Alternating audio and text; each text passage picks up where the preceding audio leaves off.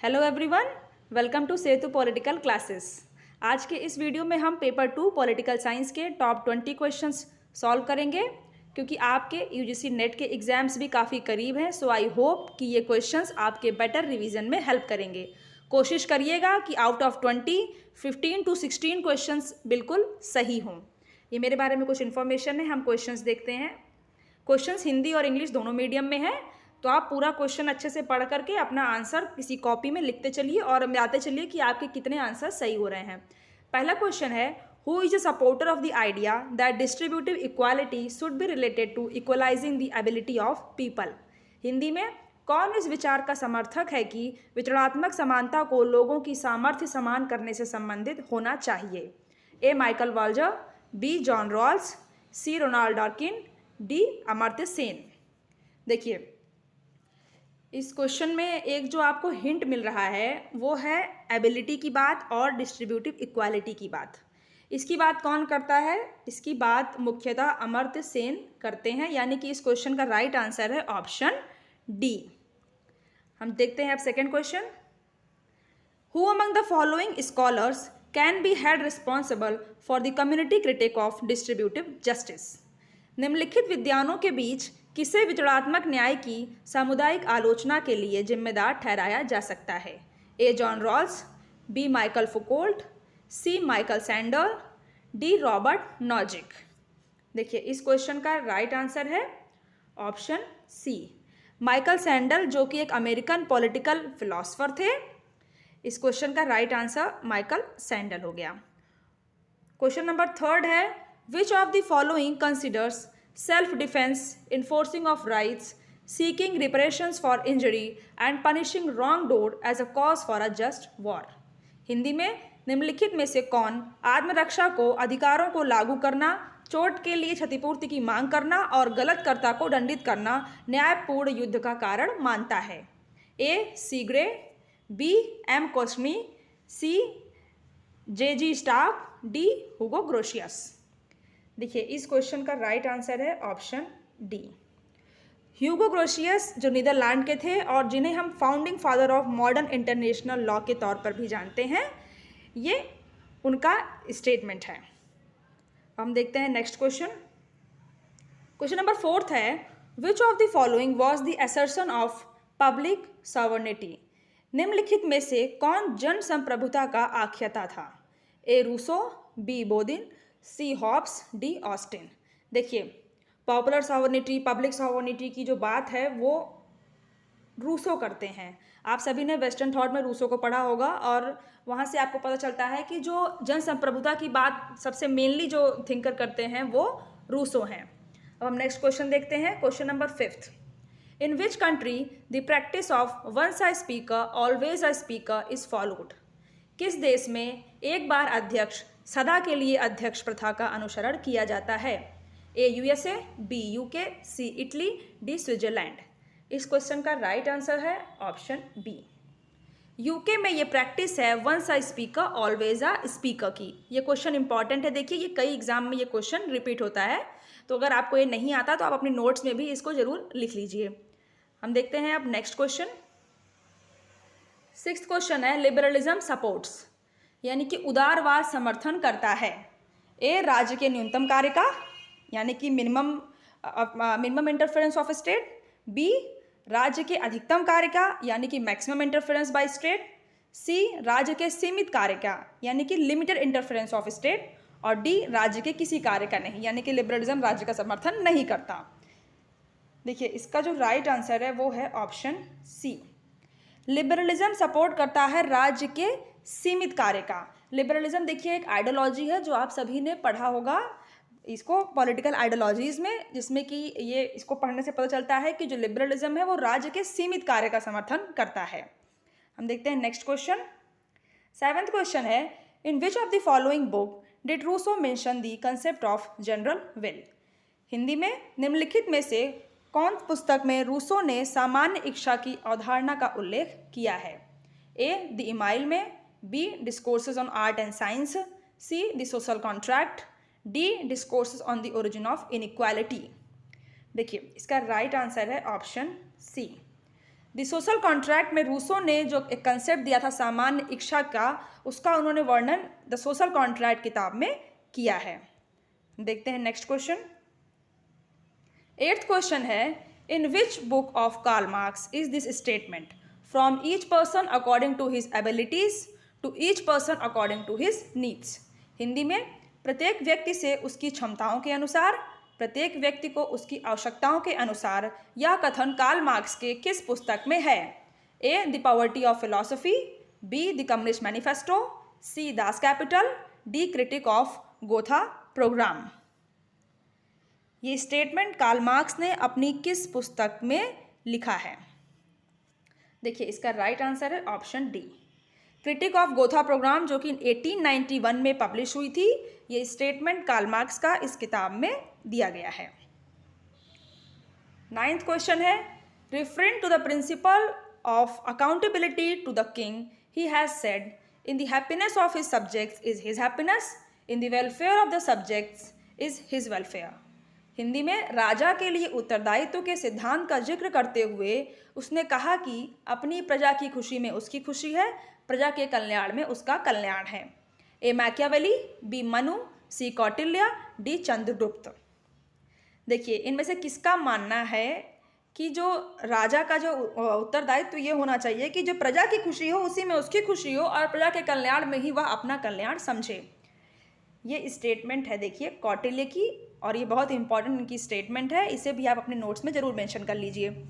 हम देखते हैं नेक्स्ट क्वेश्चन। क्वेश्चन नंबर 10 है, देखिए एकीकृत मानववाद का अर्थ पूछा गया है और आपको 4 स्टेटमेंट दिए गए हैं, बताना है कि इनमें से क्या सही है। इंटीग्रल ह्यूमनिज्म, जो कि दीनदयाल उपाध्याय का एक आइडिया था, उसी के बारे में ये क्वेश्चन है कि मानव जीवन अलग नहीं है, व्यक्ति समाज और राष्ट्र के मध्य सामंजस्य की बात करता है, ये व्यक्ति की आवश्यक एकता, और डी है राज्य राष्ट्र से उच्चतर है। देखिए, इंटीग्रल ह्यूमनिज्म में बात की गई है फर्स्ट ऑप्शन, यानी कि ए, बी और सी। एकीकृत मानववाद का अर्थ है कि मानव जीवन अलग नहीं है और हमें व्यक्ति, समाज और राष्ट्र के बीच एक सामंजस्य बनाने की आवश्यकता है, और व्यक्ति, जो सारे व्यक्तियों हैं, इनमें एक एकता होनी चाहिए, इसकी बात एकीकृत मानववाद करता है। हम देखते हैं नेक्स्ट क्वेश्चन। 11th क्वेश्चन है, who among the following was not a member of the state reorganisation commission 1953। राज्य पुनर्गठन आयोग 1953 का सदस्य निम्नलिखित में से कौन नहीं था? A Fazal Ali, B H N. Guru, C V P. Menon, D K M. Panikkar. देखिए, इसका राइट आंसर है ऑप्शन सी, वी.पी. मेनन इसके मेंबर नहीं थे, जो स्टेट रीऑर्गेनाइजेशन कमीशन 1953 में बना था, और इसने अपनी जो रिपोर्ट है वो 1956 में राज्य पुनर्गठन अधिनियम के तौर पे पास किया था, और इसके जो प्रेसिडेंट थे इस आयोग के वो फजल अली थे। हम देखते हैं नेक्स्ट क्वेश्चन। 12th क्वेश्चन है, which of the following is wrongly matched? National commission for women 1992, women and child development ministry 2005, national women empowerment mission 2010। देखिए, इसका राइट आंसर है ऑप्शन बी, यानी कि ये गलत मैच है। वुमेन एंड चाइल्ड डेवलपमेंट जो मिनिस्ट्री है ये 2005 में नहीं बनाई गई थी, बल्कि 30 जन 2006 में इस मिनिस्ट्री की एस्टैब्लिशमेंट हुई थी। पहले भी ये एग्जिस्ट करती थी, पर 2006 से ये सेपरेट मिनिस्ट्री बन गई। 1985 से ये मिनिस्ट्री ऑफ HRD के अंदर काम करती थी, पर 2006 से ये एक सेपरेट मिनिस्ट्री बन गई, और प्रेजेंट में इसका मिनिस्टर कौन है? मिसेस स्मृति ईरानी इसकी मिनिस्टर हैं। अब हम देखते हैं नेक्स्ट क्वेश्चन।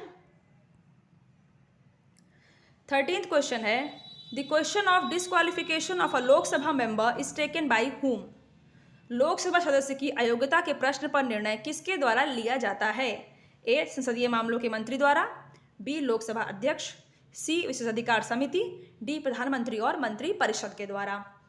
देखिए, ये क्वेश्चन बहुत सिंपल है और इसका राइट आंसर है ऑप्शन बी, यानी कि स्पीकर ऑफ लोकसभा डिसाइड करते हैं कि लोकसभा के जो मेंबर है अगर उसके पास योग्यता नहीं है तो इसका जो निर्णय है वह लोकसभा अध्यक्ष के द्वारा ही लिया जाएगा। हम देखते हैं नेक्स्ट क्वेश्चन। 14th क्वेश्चन है, state the correct sequence of appointment of the following deputy prime ministers in India. Bharat में निम्नलिखित उप प्रधानमंत्रियों की नियुक्ति होने का सही अनुक्रम बताएं। सरदार वल्लभ भाई पटेल, चौधरी देवीलाल, चौधरी चरण सिंह, मोरारजी देसाई। लाइन से आपको लगाना है इन डिप्टी पीएम को कि पहले कौन अपॉइंट हुआ था, उसके बाद किसका कार्यकाल था। देखिए इसका राइट आंसर है ऑप्शन फर्स्ट, यानी कि सबसे पहले सरदार वल्लभ भाई पटेल बने थे 1947 से 1950 तक। फिर मोरारजी देसाई बने थे 1967 से 1969 तक। और उसके बाद चौधरी चरण सिंह बने थे 1979 में। और फिर देवीलाल चौधरी एकदम लास्ट 1989 से 1990 में। हम देखते हैं नेक्स्ट क्वेश्चन। 15th क्वेश्चन है, in which of the following cases the Supreme Court said that the right of amendment belongs to the Parliament and this right was unlimited. Hindi में सर्वोच्च न्यायालय ने निम्नलिखित में से किस वाद में कहा कि संशोधन का अधिकार संसद का है और यह अधिकार असीमित था।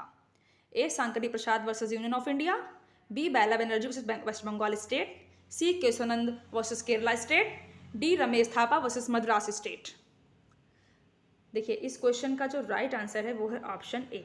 Shankari Prasad versus Union of India case में सुप्रीम कोर्ट ने कहा था कि संविधान में जो संशोधन का अधिकार है वह सिर्फ संसद को है और वह अनलिमिटेड है, यानी कि वह फंडामेंटल राइट्स में भी संशोधन कर सकती है।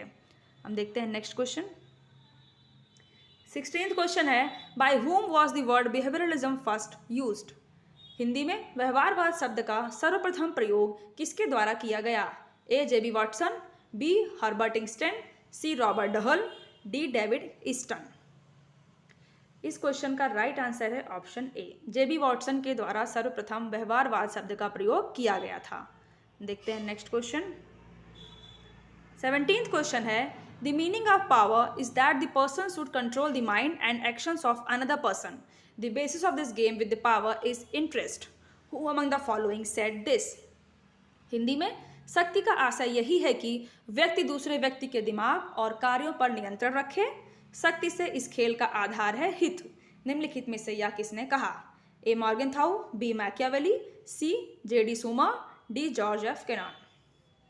देखिए इसका राइट आंसर है ऑप्शन ए, ये स्टेटमेंट मॉर्गनथाउ की है। अब हम देखते हैं नेक्स्ट क्वेश्चन। 18th क्वेश्चन है, which president's term in America is known as the era of the fight against terrorism. America में किस राष्ट्रपति के कार्यकाल को आतंकवाद के विरुद्ध लड़ाई के दौर के रूप में जाना जाता है। A George S W Bush, B George W Bush junior, C Bill Clinton, D Barack Obama. देखिए इसका राइट आंसर है option B, George W Bush junior के समय 2002 में एक कार्यक्रम चला था, जो कार्यक्रम एक बहुत ही वृहद स्तर पर चला था, वर्ल्ड वाइड चला था, जिसका मेन मकसद था आतंकवादी गतिविधियों को रोकना। इसी वजह से इनके कार्यकाल को आतंकवाद के विरुद्ध लड़ाई के रूप में जाना जाता है। देखते हैं नेक्स्ट क्वेश्चन। 19th क्वेश्चन है, who thought that survival depends on the material capacity of the state and its treaties with other states. Hindi में किसने सोचा था कि अस्तित्व राज्य की भौतिक क्षमता और अन्य राज्यों के साथ उसकी संधियों पर निर्भर करता है। ए मॉर्गनथाउ, बी नेचवाल्ज, सी जे स्नाइडर, डी जॉन मर्समायर। इस क्वेश्चन का राइट आंसर है मॉर्गनथाउ। हम देखते हैं नेक्स्ट क्वेश्चन जो हमारा लास्ट क्वेश्चन है। Who said like physics and chemistry administration is also rule by principal. Hindi में निम्नलिखित में से किसने कहा था भौतिकी या रसायन की तरह प्रशासन भी सिद्धांतों से शासित होता है। A Gulick, B Herbert Simon, C L D White, D Urwick. देखिए इसका जो राइट आंसर है वो है ऑप्शन ए, लूथर गुलिक का ये स्टेटमेंट है, बहुत इंपॉर्टेंट स्टेटमेंट है। देखिए आपको देखिए जो भी फैक्ट्स इसमें से इंपॉर्टेंट लगते हैं, जो भी क्वेश्चन आपको इंपॉर्टेंट लगते हैं, आप उसे अपनी एक नोट्स में लिखिए, जहां पर आपको एक कलेक्शन मिलेगा जो क्वेश्चंस आपको नहीं आते उनका, यानी कि एग्जाम टाइप आप उन क्वेश्चंस को आसानी से रिवाइज कर लेंगे, तो आपका एक बार अच्छा रिवीजन हो जाएगा। मैं होप करती हूँ कि ये क्वेश्चंस आपको हेल्प करेंगे और आपका एक अच्छा रिवीजन हुआ होगा। और देखिए आगे भी इस तरह की क्वेश्चन सीरीज आएगी जिससे कि आपका नेट और जेआरएफ आसानी से हो सके और आपका पॉलिटिकल साइंस जो सब्जेक्ट है वो और भी स्ट्रांग हो सके। Thanks for watching. लाइक करिएगा और शेयर करिएगा, चैनल को देखिए सब्सक्राइब ज़रूर करिएगा और कमेंट करिए अगर आपको किसी क्वेश्चन में कोई डाउट है। Thank you.